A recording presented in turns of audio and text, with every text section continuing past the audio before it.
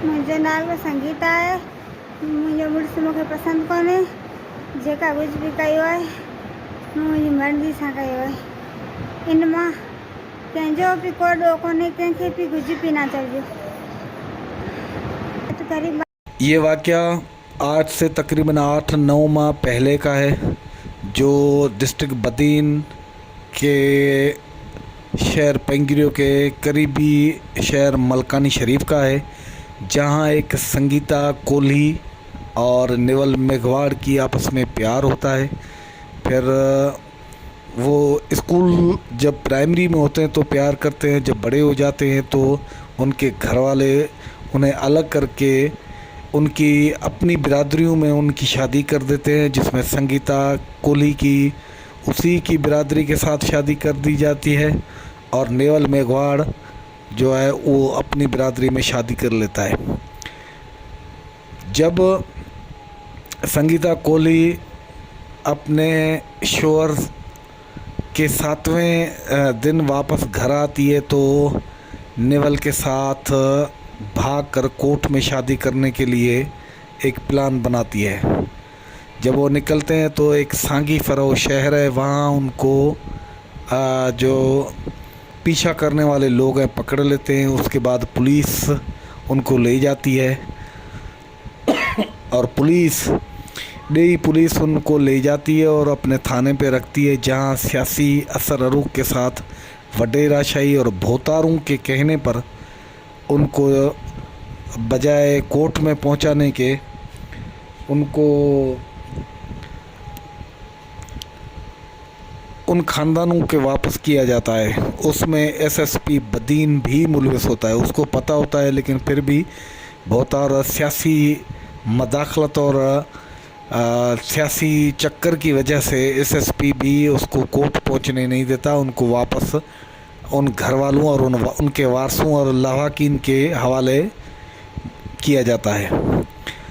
बाद में पता ये चलता है कि 8 दिन के बाद जब वो संगीता कोहली अपने शोहर के यहाँ चली जाती है तो वो वहाँ खुद को आग लगा लेती है और आग लगाने के बाद वो जब जल जाती है तो अस्पताल में जो मैंने आपको बयान दिखाया था वो उसी जल जाने का बयान है।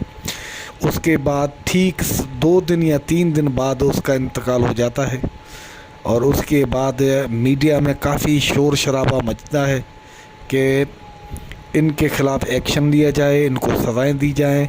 उस एसएसपी को और जिस एसएचओ ने उसे छोड़ा है, डीई का एसएचओ जिसे सिर्फ सस्पेंड किया जाता है, और सिविल सोसाइटी का कोई भी इंसान सामने नहीं आता।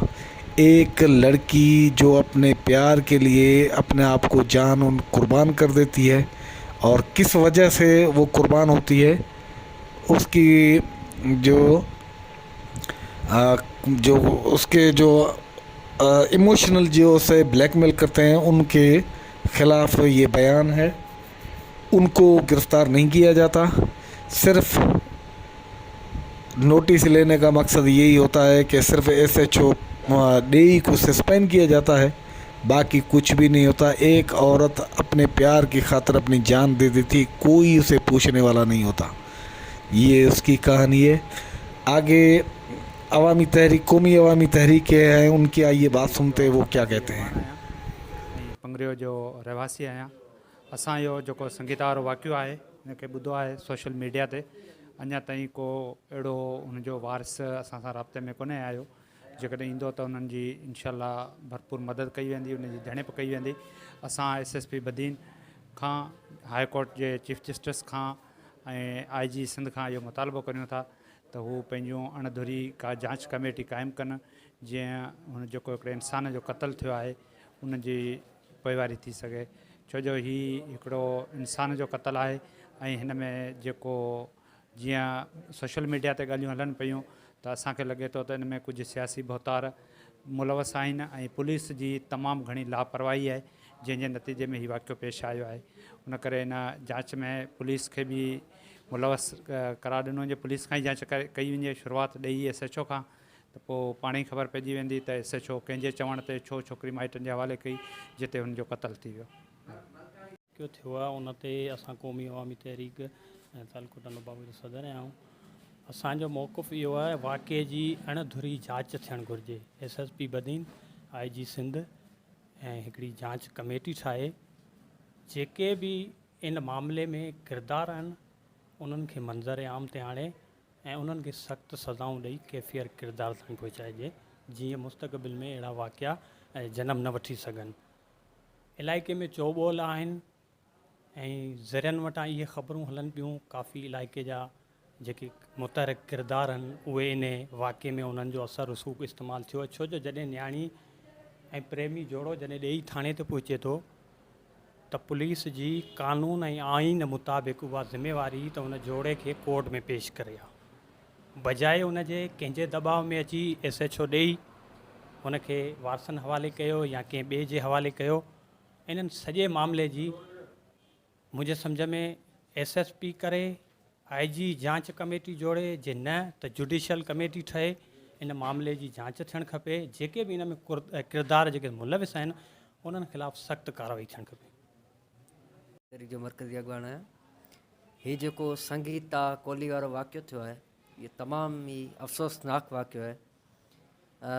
सभ खां पहिरीं तिन वाक़े जी जेतिरी मज़म्मत कजे उहा घटि आहे ऐं इहो जेको आहे सौंसदो क़तल आहे छो तुंहिंजी जेका सोशल मीडिया ते वीडियो वायरल थी आहे जंहिंमें हू ॿुधाए वञे थी, जंहिंमें हुनजा तशदद बि नज़र अचे थो मूं ते ऐं हू ॿुधाए थी त आउं जेको आहे हीउ क़दम खणणु वञा थी, इन जा फलाणा माण्हू ज़िम्मेवार आहिनि। हू बि असांजो सॼी सिंध में इहो ई मुतालबो रहियो आहे त हर छोकिरी ऐं छोकिरे खे पसंदि जी शादी जो हक़ु आहे ऐं जेके शादी आहिनि उहो उन्हनि खां पसंदि जो हक़ु न खसियो वञे ऐं उन्हनि खां शादी जो जेको आहे पसंदि पुछी वञे ऐं उन में रुकावटूं न विधियूं वञनि। ऐं हिन वाक़े ते हाणे आउं मुतालबो कंदुसि DIG हैदराबाद खां त हिकिड़ो आला सते GIT जोड़े जेका जांच करे ऐं सिंध हाई कोर्ट खे बि चवंदुसि असांजा जेके सिंध हाई कोर्ट जे चीफ जस्टिस साहिब खे त हिन वाक़े ते नोटिस वठे ऐं सोमोटो नोटिस वठे त जीअं हिन वाक़े जी जांच थी सघे ऐं हिन जांच में जेको आहे उन माइटनि खे शामिलु कयो वञे ऐं हुन जे जेको घरवारे खे शामिलु कयो वञे ऐं हद जी जेका पुलिस आहे जेका बि असांखे ज़िम्मेवार नज़र अचे थी त हुन छोकिरी कहिड़े हिसाब सां वापसि करे ॾिनी आहे त उनखे बि करणु घुरिजे। कोर्ट में छो पेश न आहे कई त उन्हनि सभिनी खां जांच वरिती वञे ऐं हिन मामले जी जांच थियणु घुरिजे।